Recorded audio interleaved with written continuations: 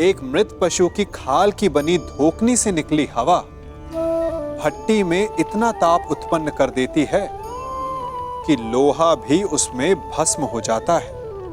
वो उस मृत पशु की आह है, उसकी पीड़ा के कारण निकला अभिशाप है, जो इतना ताप उत्पन्न करता है कि कठोर लोहा भी पिघल जाए, उसका आकार बदल जाए। जब तन पर चोट लगती है तो मुख से आह निकलती है, जब मन पर चोट लगती है तो आंखों से अश्रु निकल आते हैं, परंतु जब स्वाभिमान पर चोट लगती है तो मुख से निकले श्राप से अधिक विध्वंसक होता है आत्मा से निकला अभिशाप। श्राप केवल भौतिक रूप का नाश करता है, परंतु अभिशाप केवल नाश नहीं करता, अपितु सदियों से मिटे अस्तित्व का एक उदाहरण बना देता है।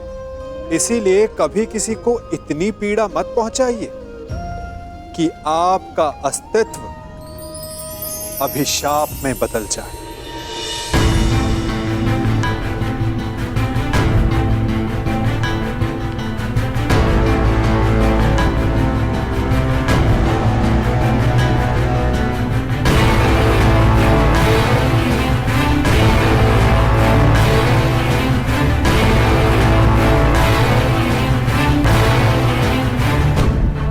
प्रणिपात दासश्री, आदेश करें कि आपने हमें यहाँ क्यों बुलाया है? तुम्हारे साथ न्याय करते करते कदाचित मैंने अपने पुत्र के साथ ही अन्याय कर दिया युधिष्ठिर। विजय की हुई वस्तु पर विजेता का ही अधिकार होता है युधिष्ठिर, चाहे वो युद्ध में हो या फिर जुए में। जो दुर्योधन ने जीता है उस पर उसी का अधिकार है, परंतु मैंने भावना में बहकर उससे वो सब छीनकर तुम्हें दे दिया। तो आप कहना क्या चाहते हैं दासश्री? ये चाहते हैं कि हम इन्हें इंद्रप्रस्थ दे दें, और मैं चाहता हूं कि मैं यही सारे कौरवों को मृत्यु दे दूं। कौन रहो भीम, मैं यहाँ न्याय का सबको बराबर का अवसर देना चाहता हूँ, ताकि कोई ये न कह डाले कि हस्तिनापुर में किसी के साथ अन्याय हुआ है। अब ये न्याय सभा नहीं रही तातश्री, अन्याय सभा हो चुकी है। ऐसा ना कहो अर्जुन, यदि ये अन्यायी सभा होती तो तुम सब दास होते ना। आप ये बताएं मामाश्री कि इसका हल क्या है? हल तो केवल एक ही है युधिष्ठिर, और एक दांव।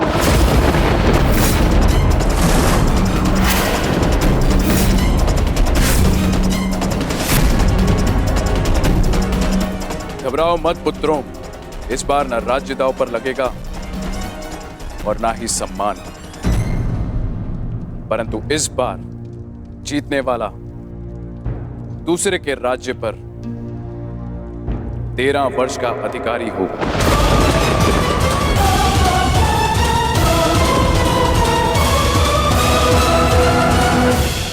और हारने वाले को 12 वर्ष का वनवास और 1 वर्ष के अज्ञातवास पर जाना होगा। और हाँ, यदि इस अज्ञातवास में अज्ञातवासी पकड़ा गया या पहचान लिया गया तो फिर से 12 वर्ष का वनवास और 1 वर्ष का अज्ञातवास। बोलो पुत्र, स्वीकार है? न्याय का केवल एक ही मार्ग है जो शेष है, एक ही मार्ग है जो धर्म की ओर जाता है। धर्मराज, कहो, क्या स्वीकार है तुम्हें ये मार्ग?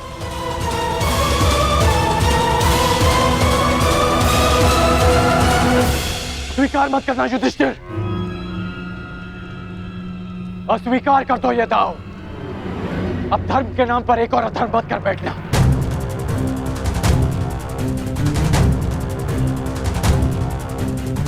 मौन मत रहो युधिष्ठिर, अन्यथा इतिहास तुम्हें कभी क्षमा नहीं करेगा। मत खेलना ये दांव। महाराज धृतराष्ट्र मेरे पिता तुल्य हैं। पितामह, आचार्य द्रोण और काका श्री सब यहाँ उपस्थित हैं और सबकी उपस्थिति में मुझे ये दाव खेलने को कहा जा रहा है।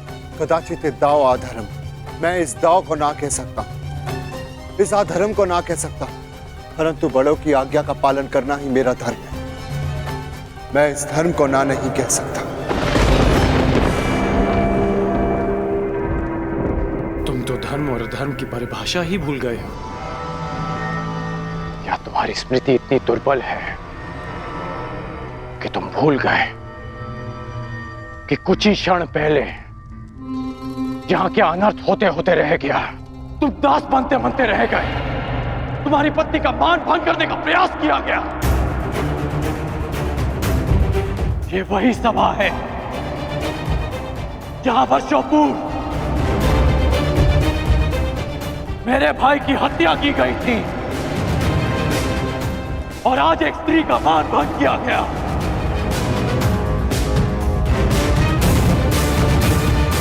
और तुम इस सभा में धर्म की बात कर रहे हो। मैंने पहली बार जीवन में किसी से हाथ जोड़कर प्रार्थना की थी। मैंने तुमसे प्रार्थना की थी युधिष्ठिर। स्मरण है या भूल गए? राजकुमार युधिष्ठिर, आपका अवश्य यही सुझाव होगा। मुझे कुछ भी कहने का अधिकार नहीं कर्ण महोदय। मैंने दोबारा तुमसे प्रार्थना की। मेरा निवेदन मानिए, इस निमंत्रण को स्वीकार मत कीजिए, क्योंकि मुझे संदेह है ये निमंत्रण आपके सम्मान के लिए नहीं, उस अपमान के प्रतिकार के लिए भेज रहे हैं। परंतु तुमने मेरी प्रार्थना नहीं सुनी, उसे अस्वीकार कर दिया।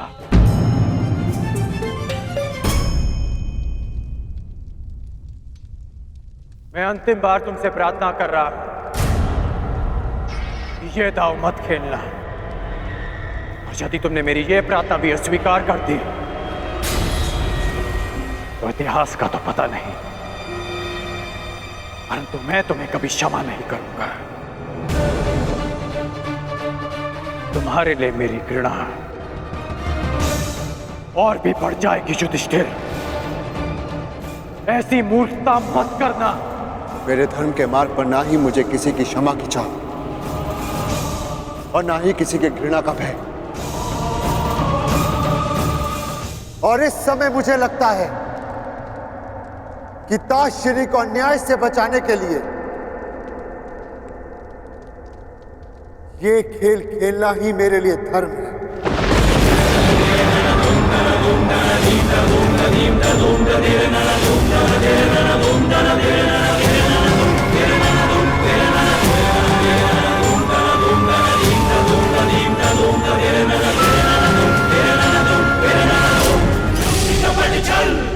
तो क्या मैं ये समझ लूं कि सम्राट एक और दांव खेलने के लिए प्रस्तुत हैं? अस्वीकार कर दो पुत्र। पासों को छूना भी मत पुत्र। नहीं, नहीं पुत्र।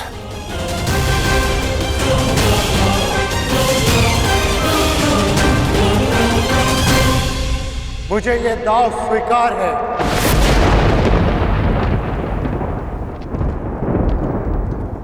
प्रत्येक पापी को दंड भुगतना होगा। वो जिसने लालच के लिए छल किया, और वो भी जिसने अधर्म को धर्म मानकर उसका पालन किया। प्रत्येक को अपने कर्मों का फल भुगतना होगा।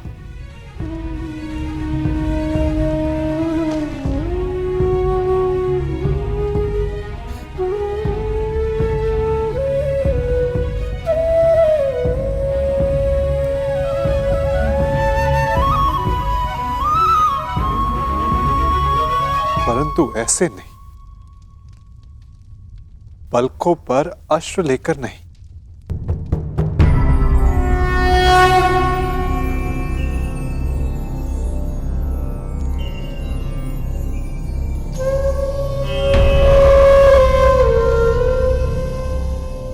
तुम्हारा जन्म इतिहास बदलने के लिए हुआ है सखी, इतिहास बनने के लिए नहीं। इसीलिए प्रतिशोध नहीं, तुम्हें न्याय का मार्ग चुनना होगा, क्योंकि प्रतिशोध अन्याय को जन्म देता है और न्याय एक नई व्यवस्था की स्थापना को।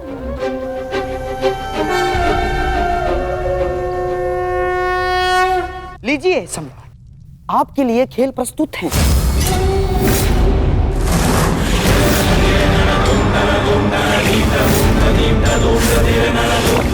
सुंदर युधिष्ठिर, अब मेरी बारी है।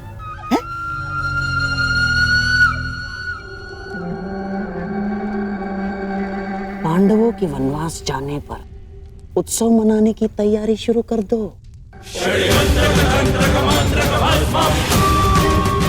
पांडवों की हार निश्चित है। परंतु ये केवल मेरी नहीं, स्त्री के सम्मान की हार है सखा। मुझे प्रतिकार चाहिए, नाश चाहिए कौरवों का केशव। केवल दुर्योधन का, केवल कौरवों का, बस यही उद्देश्य है जीवन का। यदि ऐसा है तो चलो अभी चलते। तुम्हारे अश्रों की सौगंध वासुदेव अभी जाकर समस्त कुरुकुल का नाश कर देगा। परंतु एक बार सोचो, उसके पश्चात क्या होगा? संसार का मार्ग बदलने वाली पांचाली के इस प्रयास को लोग क्या कहेंगे? प्रतिशोध या न्याय की स्थापना? तुम्हें प्रत्येक स्त्री के मान के लिए न्याय व्यवस्था की स्थापना करनी है सखी। केवल दुर्योधन को नहीं, उस सोच को दंड देना है जो स्त्री के मान को पुरुष के दम के पांव के नीचे ले आती है। तनिक सोचो सखी, जिन्होंने साम्राज्ञी के साथ ऐसा किया, वो एक साधारण नारी की क्या गति करेंगे? तुम्हें एक उदाहरण बनना होगा द्रौपदी, ताकि धर्म के नाम पर अधर्म का स्वांग बार बार रचने वालों के मन में धर्म का भय व्याप्त हो सके।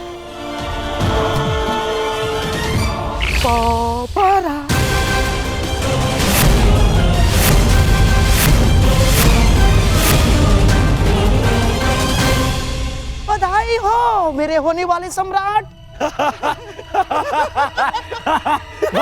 दोबारा हार गए। पांडव दोबारा हार गए। सम्राट युधिष्ठिर, पांचाली को दासी बनने से तो तुमने बचा लिया, परंतु स्वयं को वनवासी होने से नहीं बचा पाए। वन में जाने को प्रस्तुत हो जाओ महान पांडु पुत्रों। और हां, स्मरण रखना, इस पूरे अवधि में ना ही तुम किसी से संधि करोगे और ना ही किसी मित्र राज्य में रहोगे। और हां, यदि 1 वर्ष के अज्ञातवास में पकड़े गए या पहचान लिए गए तो फिर से दोहराया जाएगा। दुर्योधन, ऐसा प्रतीत होता है कि इनका जीवन वन में ही कटना लिखा है। अब तुम ही बताओ, जन्म वन में लिया, विवाह वन में किया, और अब काल का सामना भी कदाचित वन में ही करोगे।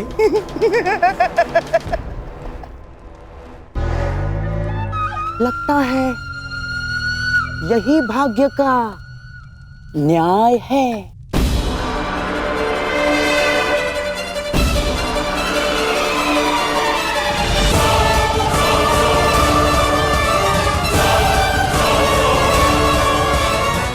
काल का सामना आप करेंगे मामा श्री, क्योंकि इस अन्याय का प्रतिशोध हम लेंगे, न्याय लेंगे हम। तुम्हें न्याय मिलेगा। प्रत्येक पापी को उसके किए अधर्म का दंड मिलेगा। प्रत्येक के कर्मों का फल उस तक लौट कर आएगा सखी। तेरा वर्ष पश्चात हम फिर लौटेंगे और इस बार आज्ञा नहीं, हम अपना अधिकार लेंगे। और जो कुछ इस द्यूत भूमि में हुआ है उसका प्रतिकार हम युद्ध भूमि में लेंगे। मैं प्रतिज्ञा लेता हूं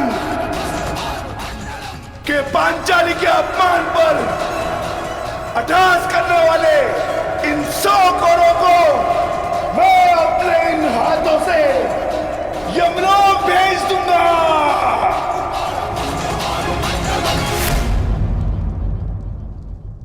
ये मत समझना कि वन में हम विश्राम करेंगे दुर्योधन। हर पल प्रतिशोध की अग्नि में जलेंगे और जब लौटेंगे तो इतने बाण बरसेंगे, अंधकार छा जाएगा हस्तिनापुर के भविष्य पर। महायुद्ध होगा।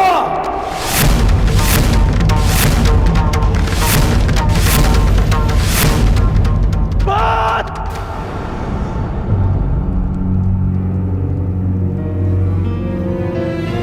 किस बात का प्रतिशोध अर्जुन? आज द्रौपदी का सम्मान भंग हुआ तो उसका कारण दुर्योधन के प्रतिशोध से अधिक युधिष्ठिर का लालच था। और अब वनवास भी तुमने स्वयं पाया। मैं ये नहीं कहता इस सभा में जो हुआ वो उचित था। दुर्योधन ने जो किया वो धर्म था। तुमने भी अधर्म किया। तुम्हारे साथ जो हुआ उसका कारण तुम्हारा मिथ्या धर्म है, तुम्हारा लालच है। तुम्हें लगा कि एक बार और युद्ध खेलकर कौरवों को सदा के लिए वन में भेज दोगे। तुम्हें लगा कि यही अवसर है, खेल लो। परंतु अवसरवादी वीर नहीं होते। वीर वो होते हैं जो हर क्षण को अवसर बना दे। यदि आज तुम ये दूसरा दांव ना खेलकर युद्ध करते तो सौगंध अपने गुरु परशुराम की कि अपने आत्मग्लानि के निराकरण के लिए मैं स्वयं अपना कवच निकालकर तुम्हारे चरणों में रख देता और तुमसे कहता कि मेरा सर धड़ से अलग कर दो। परंतु तुम सब कायर हो। तुमने युद्ध चुना, युद्ध नहीं।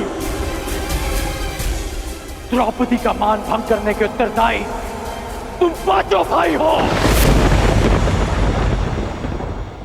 जब देखो नियम और धर्म का बखान करने वाले। जानते भी हो कि नियम और धर्म क्या है? नियम और धर्म वो होते हैं जो समाज और मनुष्य के कल्याण के लिए होते हैं, और जो नियम और धर्म विनाश ले आए वो अधर्म है। और इस बार ये अधर्म तुम सबने किया है। धर्म और अधर्म का निर्णय इस सभा में नहीं होगा कर्ण। बीतने दो 13 वर्ष, उसके पश्चात होगा यह निर्णय। उन 13 वर्षों के पश्चात कर्ण युद्ध भूमि में तुम्हें सबसे आगे खड़ा मिलेगा। तुम भाई जिसे धर्म युद्ध कहते हो, मैं उसे तुम जैसे धर्म को ना समझने वालों के विरुद्ध महायुद्ध कहता हूं। ये युद्ध प्रतिशोध के लिए नहीं होगा, ये धर्म युद्ध होगा। धर्म और न्याय की स्थापना के लिए होगा, साधुओं के परित्राण के लिए, दुष्कर्मियों के नाश के लिए होगा। जब खेत में खरपतवार इतनी बढ़ जाए कि रोकी ना जा सके तो उसे जलाकर भस्म कर दिया जाता है, ताकि उसकी भस्म की नींव पर नई फसल जन्म ले सके। एक नए संसार के लिए, एक नई व्यवस्था की स्थापना के लिए, सुनहरे भविष्य के लिए, कलंकित वर्तमान के विरुद्ध युद्ध होगा। इस सृष्टि का सबसे बड़ा युद्ध होगा।